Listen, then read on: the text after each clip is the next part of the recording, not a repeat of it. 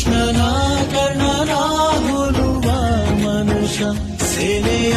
ನಿಲ್ಲಿಸೋ ಧೈರ್ಯದ ರಭಸ ದಾರಿಗೆ ಸೋಲುವ ಮಗುವ ಮನಸ ಢಮರುಗ ಬೆಚ್ಚಿಸುವ ಜಗ ಬೆಚ್ಚಿಸುವ ಪರಶಿವನಂದೇ ನಂದೇ